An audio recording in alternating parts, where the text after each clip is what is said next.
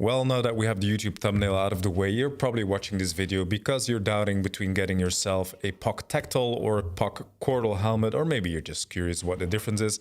Let me just tell you right now, the differences are not that big. But as with any apparel item, I think even also mountain bike helmets are a fashion thing or like a comfort thing before they are a safety item. You want it to look good, you want it to feel good, and you don't really want to crash it. So besides the fact that both these helmets are ridiculously safe, as you probably already know, I'm not going to be listing all of their safety features. I'm just going to be talking about the way I experienced using both of these helmets, and then maybe it helps you make your own choice. Now, first of all, how did I end up owning both of them? I really did not need to replace either one. I first got this POC Tectal here in 2018, so any comparison that I'll be making will be based on the contemporary models, which are, very close to this one. And it has served me really well. It has been comfortable all along the way. It's well ventilated. I think it looks pretty cool, and I haven't crashed it, so I don't know if it's as safe as they advertise. But 2023 rolled along. I just wanted something new that also looked cool. And I think this POC Kortal looks really cool. It looks slightly more modern than the Tectal one. Now, what is my use case? Because the use case is the main thing, isn't it? Everybody has a different shaped head. So it's like shoes. Some of them fit you, while they don't fit others at all. Me, I'm Flemish, I'm Belgian. I have the Dutch head, which means my head is rather long, rather narrow, and ridiculously large. When you do my circumference and when you measure it, I have 59 centimeters, which definitely puts me in like the large head category. And finding a helmet for a large, long, oblong head, like many Flemish, Belgian, Dutch people have, is not very easy. So after trying out multiple helmets, I ended up getting this POC Tectal first because it just fit in my head. It was comfortable. And then this one fits me just the same. Now, there is a slight difference in fit. When I first tried on this new one, I felt like it was slightly shorter. I felt like a little bit of pressure here, but then I just realized it just comes down to the fact that I've just worn out all of the padding on this one. It has just been compressed until this fits my head perfectly. And after taking this one out on a full day ride, I'm talking like wearing it from 10:30 a.m. to 6 p.m., I didn't notice it at all. It didn't bother me. There were no pinch points. There were no niggles, no nothing. It just did not bother me at all wearing it all day long, which is great. It's just fantastic. I was, a little bit fearful. If you have a different shape or sized head, this might be different for you. So when you see YouTubers mentioning pinch points, I'm always like, yeah, sure. That's your head. That's not my head. Now, this is where we have a little bit of a difference with the POC Tectal. One thing that sometimes caused me annoying niggles after wearing it throughout, on long days on the bike is this stuff, the stuff that comes over your ears. Now, this little bit of plastic, with the pinch turny thing that, pinches it onto your head, comes down or seems to come down slightly lower, which makes it touch here where my ear comes down on my skull. And it just sits down on it ever so slightly.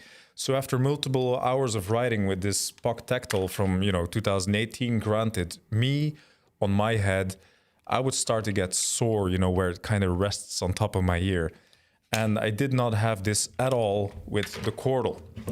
So besides that, what are the other main differences? They're mainly, in my point of view, aesthetic. So you might notice that these Tectal helmets, even the contemporary models, they are rounder. They just look lighter. They look sleeker. They have more rounded back, more rounded shapes. They generally tend to look like a lighter trail helmet, open face helmet. And you would imagine, they also feel this way. So when you look at this Kortal, you can see it's like more like square shaped, has a bit more of this, a mechy, aggressive look to it. I have not measured their weights. I haven't weighed them in. They feel kind of similar when holding it like this. And while wearing it, I didn't notice any weight difference at all either. Actually, to be honest, both helmets feel really comfortable and light. and their weight has never bothered me. Now, besides that, both of them have something that I really like. And again, this comes down to my use case. Having a rather large head, I want to feel protected because the type of riding that I like to do is full day rides in the Alps.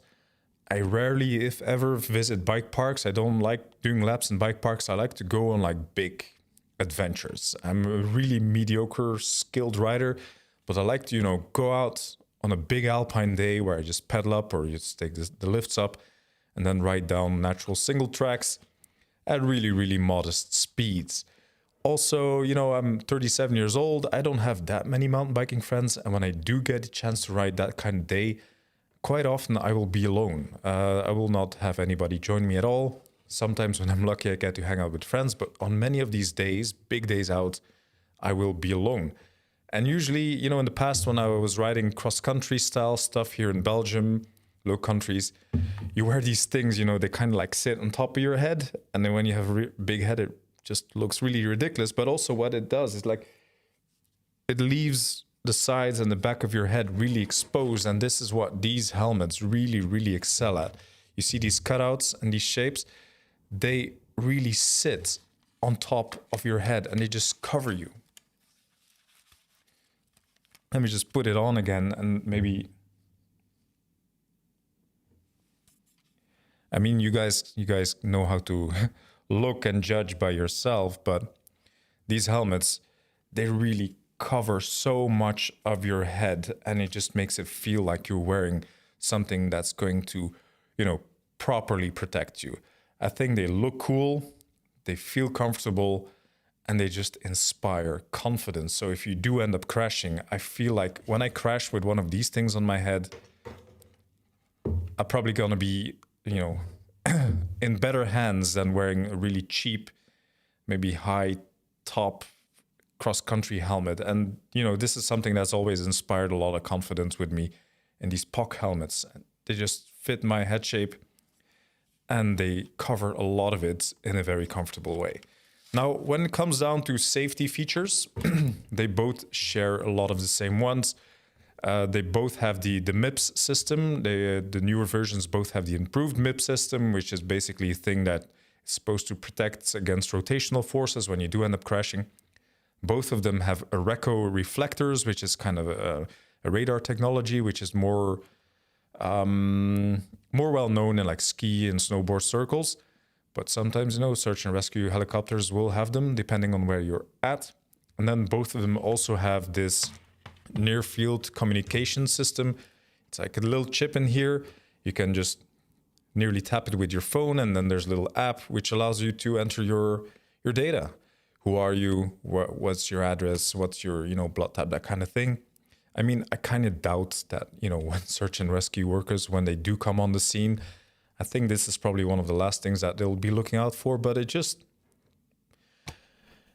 makes it feel like you're really well-rounded, really well thought of products, having all of these safety features. They do exist and they are present. Another difference here between the Tectacl and the Kortal is that the Kortal has been rated for e-bikes. There's this Dutch e-bike standard, and this is one of the very few mountain bike helmets out there, which is, rated to be, compliant with that standard while riding e-bikes, which mainly means that you're expected to be going at higher speeds and potentially being exposed to bigger impacts, which would make, on paper at least, the Kortal a higher rated helmet than the Tectacl when it comes down to impacts. Another small difference here is that, the visor on the Kortal is designed to break away, which is not mentioned. I just checked on the POC website for the Tectacl helmets. It also has a really light and flimsy visor. I mean, not that it moves around while you're riding, but I would expect both of them to break away in a crash. But this one is particularly designed to break away in case of a crash. So in that case, the higher e-bike rating, the visor that's designed to break away.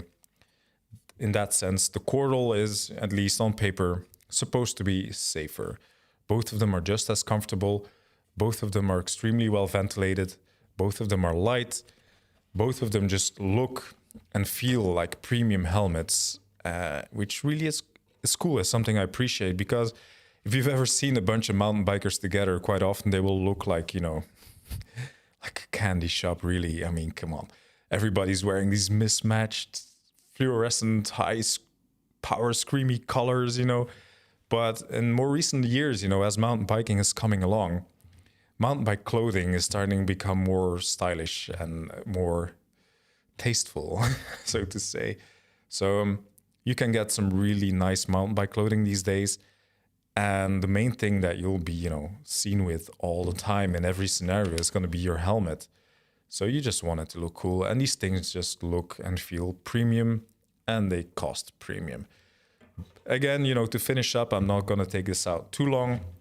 For me, with my long, big Dutch head, they fit really nicely.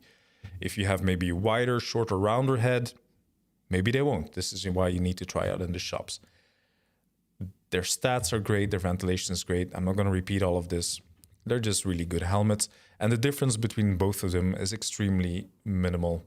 So when it comes down to your choice, I hope, you know, I gave you a little bit of insight, and I hope this is going to help you choose. So whatever you end up choosing, or, you know, whatever your opinion is on either of these helmets, I would like to hear. And if you can leave me a comment, maybe leave me a like, that would make me quite happy. Well, that's it. And hopefully see you on another video.